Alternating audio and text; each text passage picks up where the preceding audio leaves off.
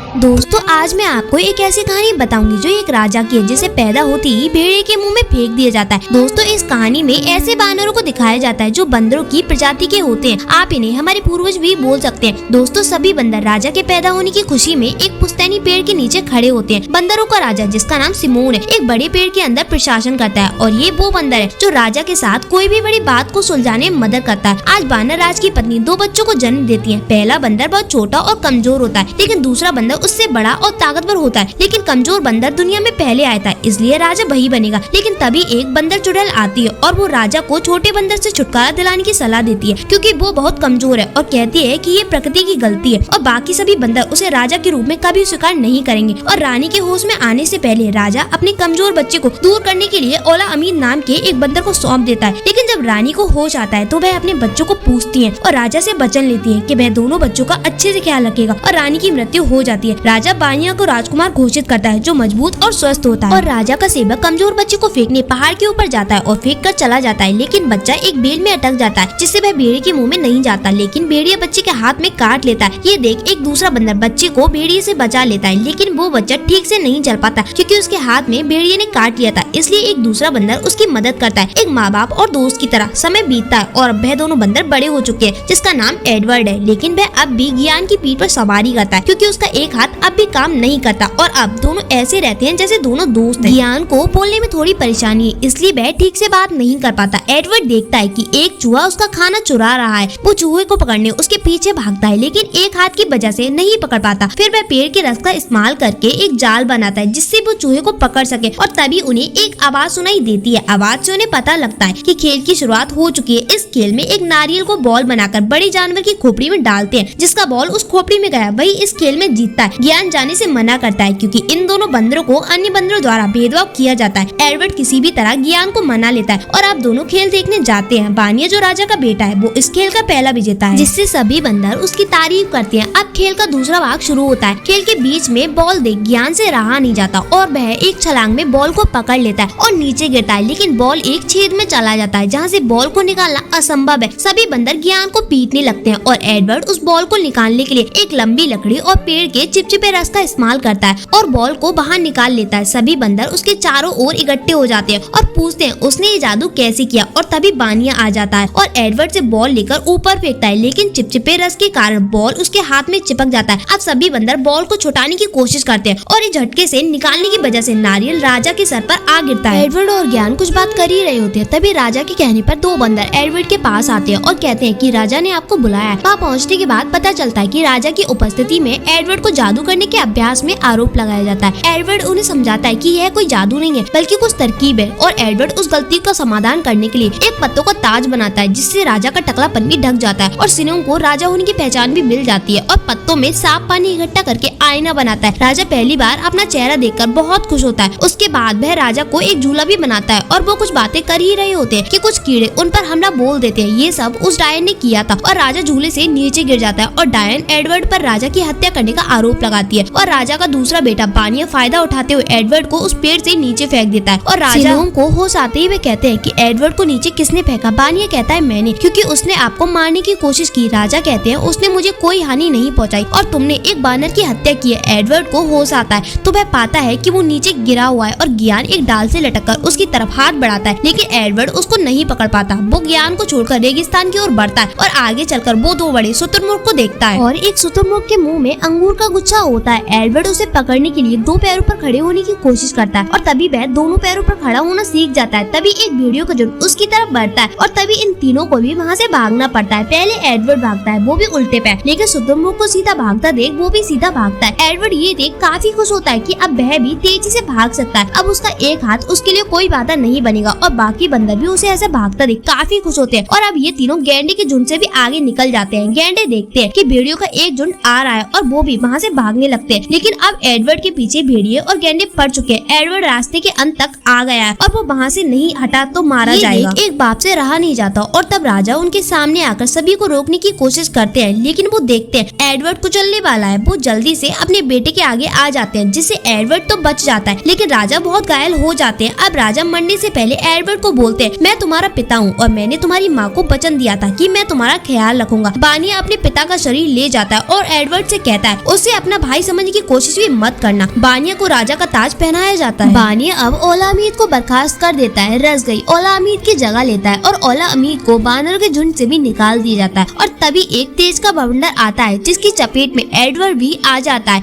लेकिन उसे वहाँ लूसी नाम की बानर मिलती है। एडवर्ड को उसे देखते ही प्यार हो जाता है और अब दोनों अच्छे दोस्त बन जाते हैं और एडवर्ड उसे दो पैरों पर खड़ा होना और चलना भी सिखाता है। और वहीं दोनों को ज्वालामुखी से आग का पता चलता है। एडवर्ड उत्साहित होकर आग को सभी बानरों को दिखाता है, लेकिन सभी बानर उसे मारने लगते हैं। एडवर्ड और लूसी वहाँ से चले जाते हैं और एक भेड़ियों को आग से भगा देते हैं और दोनों उसी गुफा में रहने लगते हैं। सभी बंदर एडवर्ड और लूसी को शिकार करते हुए देखते हैं, लेकिन लूसी किसी बानर को अंदर नहीं आने देती, क्योंकि उन सभी ने एडवर्ड के साथ बुरा व्यवहार किया था। लेकिन सभी बानर एडवर्ड और लूसी से कहते हैं कि वो खाना खाकर वहाँ से चले जाएंगे, लेकिन वह वहाँ से नहीं जाते और पूरी रात गुफा में ही रहते हैं। और अब सब एडवर्ड और लूसी के साथ रहने लगते हैं और अपना एक गाँव बनाते हैं। अब लूसी और एडवर्ड शादीशुदा हैं और उनके बच्चा भी होने वाला था। एडवर्ड कहता है कि अगर उनका पुत्र हुआ तो उसका नाम इयान होगा। और सारे बानर पुश्तैनी पेड़ को छोड़कर आ गए थे। इसी का बदला लेने के लिए डायन एक साजिश रचती है। लूसी घर पर आराम करती है और एडवर्ड गांव बनाने में बानरों की मदद करता है। और सारे बानर एडवर्ड की तरह दो पैरों पर काम करते हैं और अपने भोजन के लिए शिकार कर सकते हैं। और डीमो अच्छे चित्र बना सकता है, लेकिन तभी तितलियों का एक झुंड गाँव वालों पर हमला कर देता है और सभी चीजों को भी नष्ट कर देता है। सरगेई और बाकी बंदर जानते हैं कि ये सब डायन ने ही किया है, इसलिए सभी मिलकर डायन के पास जाते हैं। सभी बानरों के वहाँ पहुँचने से पहले लूसी बानिया को वहाँ से बचाने के लिए कहती है। एडवर्ड पेड़ के नीचे जाता है और बानिया को आवाज लगाता है, लेकिन उसे